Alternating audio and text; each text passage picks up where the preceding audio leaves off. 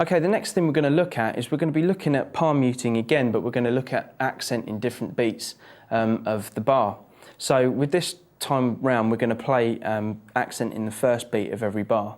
So what I'm going to do is I'm just going to kind of count through 1 to 4 and just play, and then as I count 1, I'll just accent.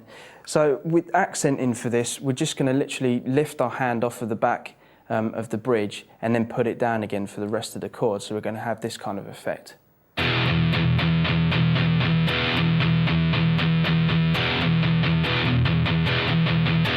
So as you can hear, there's a difference between palm muting and not palm muting, but you're just kind of controlling it when the chord actually is accented as well. So you're building control even more in your right hand.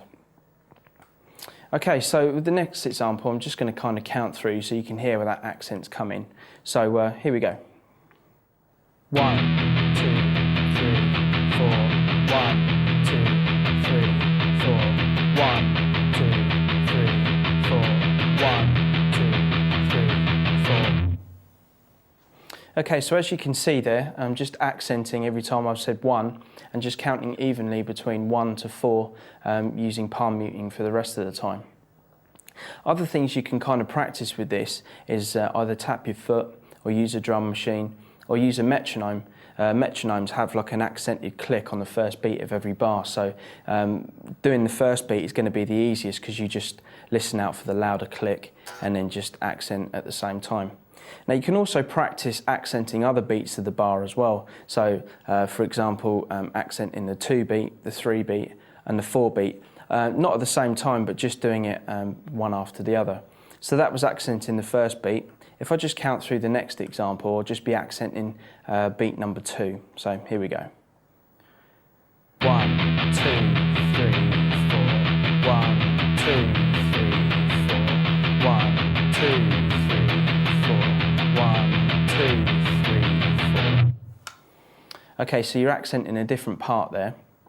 Similarly, you can do that with beats 3 and 4 as well. So let's see how that sounds. 1, 2, 3, 4. 1, 2, 3, 4. And then 4.